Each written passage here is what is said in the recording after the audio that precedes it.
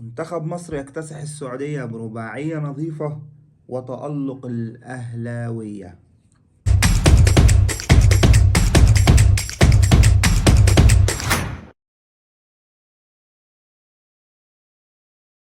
منتخب مصر يكتسح السعودية برباعية نظيفة على غير المتوقع. المنتخب أدى أداء كويس جدا، أداء غير متوقع. إن هو إحنا ما كانش حد فينا متوقع إن هو يكسب 4. ما كانش حد فينا متوقع إن المنتخب ممكن أصلا يكسب السعودية، أو ممكن يعني يعمل ماتش كويس. بس لو خدتوا بالكم هتلاقيني في الفيديو اللي فات انا قلت ان الخوف مش من ماتش السعودية. الخوف او مش القلق من ماتش السعودية، او مش من السعودية نفسها، ولكن القلق كله من ماتش اسبانيا. طيب، ليه بنقول ان القلق مش من ماتش السعودية؟ لان احنا الدوري السعودي دلوقتي معظمه معتمد على المحترفين. فانت اصلا وعلى عكس الدوريات اللي بتعتمد على المحترفين، هي انت بتلاقي عندها لعيبه كتير محترفه في دوريات بره، او محترفه في دوريات غير الدوري بتاعها. يعني الدوري الانجليزي هتلاقي انجليزي بيلعبوا بره، الدوري الاسباني هتلاقي اسبان بيلعبوا بره، الدوري الايطالي هتلاقي الايطاليين بيلعبوا بره، وهكذا. ولكن الدوري السعودي هو ما عندوش محترفين، هو ما عندوش غير المحترف اللي بيلعب في فرنسا اللي هو تقريبا سعود عبد الحميد، والباقي كله محليين وناس ممكن تكون ما بتلعبش، يمكن فيهم ناس برضو يعني كلهم بيلعبوا، ولكن على حسب اختلاف المستويات. على عكس منتخب مصر، هم كلهم اللعيبة بتلعب، لعيبة بتلعب في بطولات جامدة، بتلعب في الدوري، بتلعب في بطولات أفريقية، بتلعب بقالها فترة مع المنتخب. فده ادانا ميزة ان احنا نقدر ان احنا نكون لينا الكلمة العليا في الماتش، ونقدر ان احنا نكسب. وعايز اقول ان فعلا اللعيبة تحس ان هي مختلفة شوية. اللعيبة ادت كويس جدا في الماتش، على غير المتوقع منها ان هي تأدي كده. وخصوصا ان هو كان كابتن حسام كان بادئ بلعيبة الأهلي، أو بسبع لعيبة بيلعبوا في الأهلي، وكانت يعني ممكن نقول إن النفسية كمان مش أحسن حاجة، فكنا متوقعين إن الأداء ما يبقاش كده. وده يودينا لحتة تانية خالص. هما مين اللي كانوا بيلعبوا دول؟ هل هما دول لعيبة أو لعيبة الأهلي اللي لعبت ماتش الترجي؟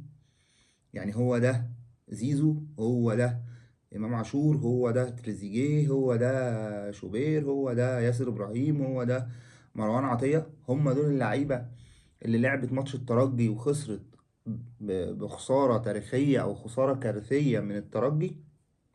دي حاجة طبعا هنتكلم عليها دلوقتي. لو جينا مسكنا، ناس كتير بتقول لك الروح، اصل هو حسام حسن بيدي الروح. اصل حسام حسن، هو حسام حسن هو من الميزه اللي عنده ان هو بيدي اللعيبه روح، او بيديها طاقه ان هي تلعب او تقدر تعمل اللي هي عايزاه. ولكن انا بشوف ان في المنتخب ممكن ما يكونش فيه نفسنا، محدش منافس من التاني.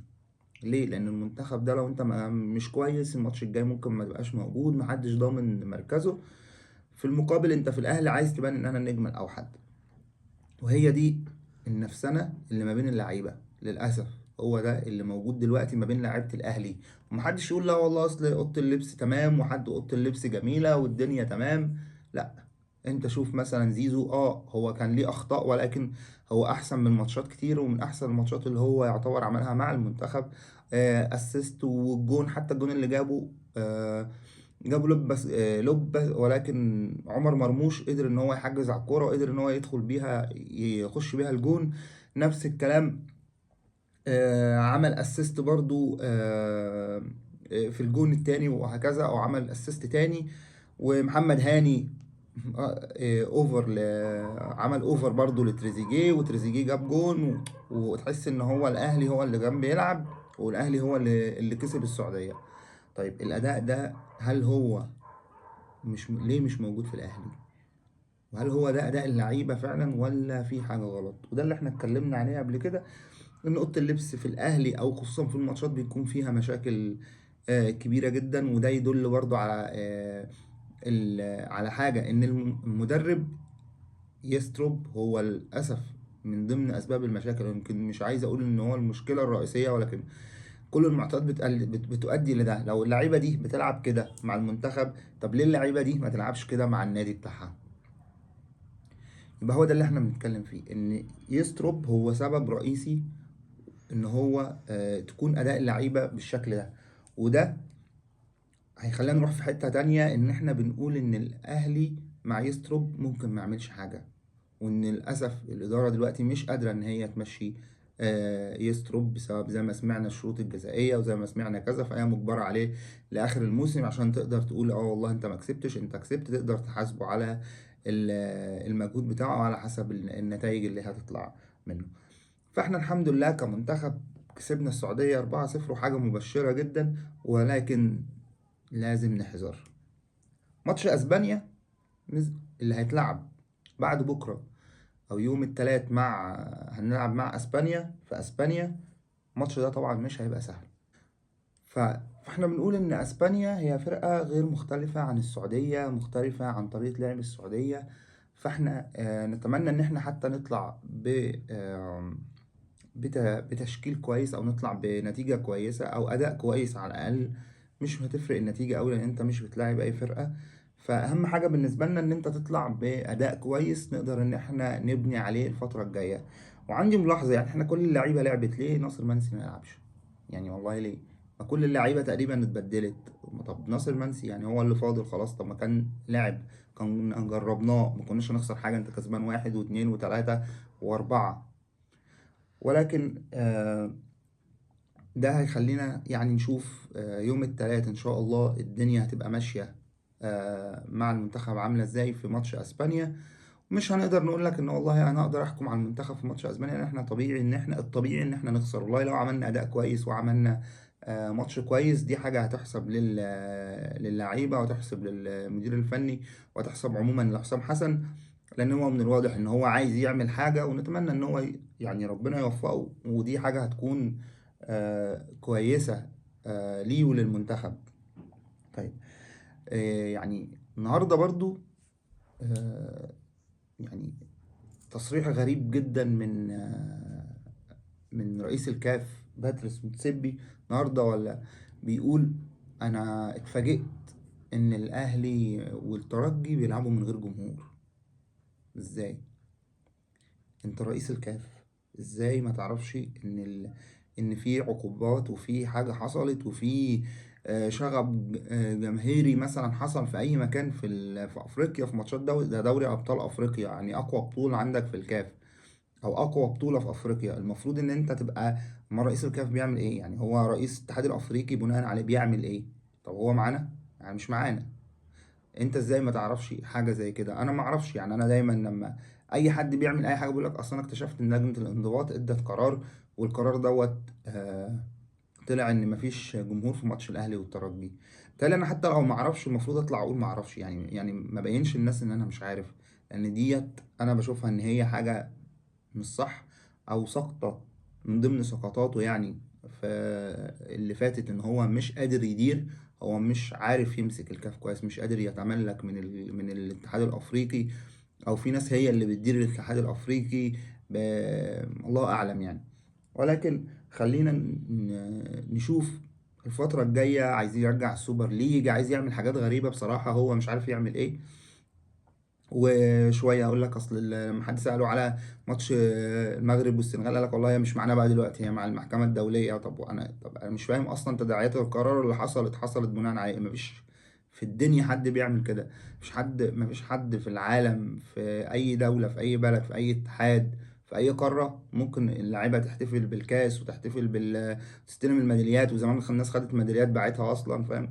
فالموضوع كان غريب جدا بالنسبه لي، وغريب حتى بالنسبة لأي حد. يعني هو أي حد، السنغال امبارح بتلاعب بيرو في فرنسا، طلعت احتفلت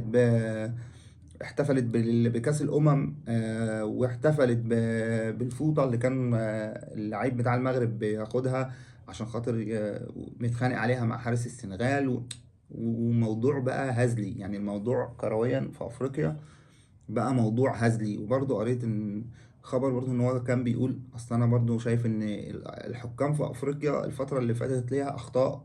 انت دورك ايه؟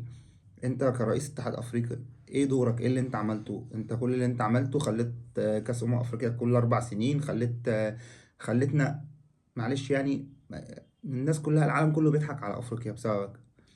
فده للاسف حاجة مش كويسة، وادينا هنشوف الفترة الجاية الدنيا هتبقى ماشية ازاي. بالمناسبة دي حابب اتكلم برضو عن الزمالك، واقول ان احنا يعني قرينا خبر ان هو آه، ان الاداره صرفت مستحقات اللعيبه وان صرفت جزء من مستحقات اللعيبه، ودي حاجه كويسه. هيقدر ان الزمالك يبني على الحته دي الفتره الجايه. عندك ماتش المصري، عندك ماتش شباب بوليسداد رايح جاي، فالموضوع هيبقى حافز للعيبه ان هي تلعب، حتى ما يكونش ليها مستحقات، او حتى يكون اتدفع لها جزء من مستحقاتها. ف يعني وكمان يعني الله أعلم، بيقولوا في أخبار إن الزمالك ممكن يتعاقد مع القندوسي، وإن القندوسي كان في مصر يومين، واليومين دول مش عارف يعني هل هو فعلا يعني محدش بصراحة قال تصريح واضح إن القندوسي كان في مصر. بيقول إن هو كان بيتعاقد مع مدرب أو بيتعاقد مع فريق أو مع نادي، لكن محدش عارف هو مين النادي ده. وبيتهيألي يعني إن أصل الزمالك مش هيفوت حد وهو موقوف. إحنا يعني الزمالك 14 إيقاف قيد، فأنت خلص اللي عليك الأول، بعد كده شوف بقى أنت عايز تتعاقد مع حد ما تتعاقدش مع حد. يعني ما يبقاش الدنيا عندك بايظة وأنت رايح تتعاقد مع لعيب جديد أو مع حد محترف. فإحنا هنشوف الفترة الجاية في الزمالك هتبقى ماشية عاملة إزاي. ونتمنى ان برضو الزمالك يكون يجهز كويس لماتشات المصري وماتشات شباب بلوزداد رايح جاي في الجزائر. ولان هو يعتبر او هو الوحيد اللي بيمثل ممثلا عن مصر في افريقيا. ونتمنى له اكيد طبعا، نتمنى ان الزمالك يكسب، ويتمنى ان هو ياخد دوري، وياخد افريقيا. و وشكرا. وما تنسوش سبسكرايب ولايك للفيديو، وقول لنا رأيك في الكومنت. شكرا.